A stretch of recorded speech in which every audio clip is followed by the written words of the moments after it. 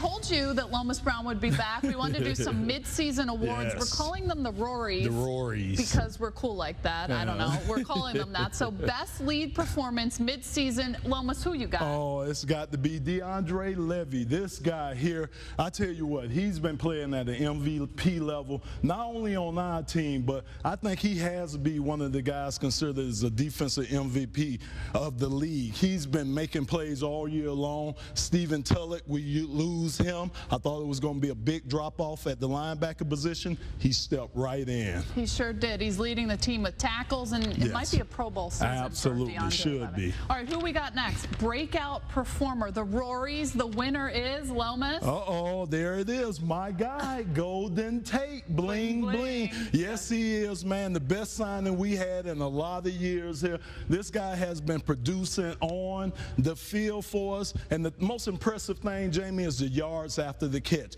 He could catch the short passes and make them long passes. So for a quarterback, that has to feel good. Stafford's been looking for him and going to him often. Yeah, and without Calvin, he's been huge, making these giant 70-yard, 50-yard, 40-yard plays. He's 4th in the NFL in receptions and 6th in the NFL in receiving yards. He deserves this, Rory. Bling, bling. All right, so moving on to best moment. Lomas, what do you think is the best moment through 8 games? Well, it has to be the Glover Quinn interception. But why? Because that set us up for the game-winning drive against the Saints. Yeah. So it was a big, big play, and especially against a guy like Drew Brees to turn the ball over like that. It was something that we needed. We took advantage of it on the offensive side of the ball, and we were able to win that game. Last year, we weren't making those kind of turnovers. We are on the defensive side of the ball this year. Yep, getting those stacking wins. That's what they talk about it. Finally, best villain.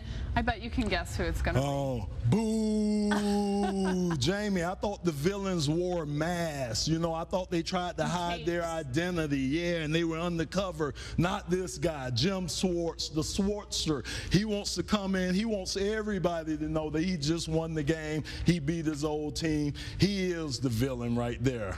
Not a bad guy. He's a bad guy. It was not cool. And, you know, Lombardi didn't go off on people's shoulders when he wins. Pretend like you've been here before, Jim Schwartz. Thank you, Jamie. All right, so the Lions are on a bye week, but that doesn't mean your job's over. Lomas will return next week. We love having you. No rest for the weary. That's right. All right, stick with us. Rob Parker's next. You want to tease Rob Parker? Oh, NBCU later. Welcome back to Sports Final Edition. As promised, Coach Kampe is back to reveal his Elite Eight. And who do you have here? You've got Kentucky, Notre Dame, Wisconsin, Arizona, Northern Iowa, Virginia, Duke, Gonzaga. That's your 8. So now we got to go down. Well, who I'm you going got? to go out on a limb and pick Kentucky. All right, Kentucky it is. And just like everyone else in the world, we're filling out our brackets, you know, just like everyone else with our pen to paper. I'm going to take Arizona here, and I will tell you, we played Arizona this year. I didn't get to stay around for the whole game. They threw me out of that game for some reason. But I saw Arizona up close and personal, and they're really good, really good. A heated exchange, I'm sure, as well, in that situation. Yeah, he didn't like how I was dressed, I guess. I don't know. The sweater vest. Love the sweater vest. All right, moving on over here. Northern Iowa, Virginia. I've got to go with Virginia because of their defense. I just think they're the best defensive. They and Kentucky are probably the 2 best defensive teams. Which is why this is a tough draw from Michigan State. Exactly. Duke, Gonzaga. I'm going to go with Gonzaga, and I'm going with them because all these years they've been so good, and I just think it's their turn.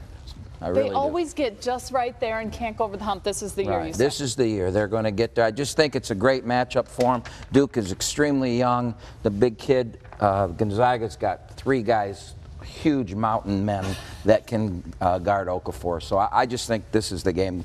This is the year. This is the pick for Gonzaga. I'm staying on this side between these two. If it's the year, then I got to go with them and put them in the finals. I told you you'd be shocked out there, America, with Coach Kampe's pick. Gonzaga it is.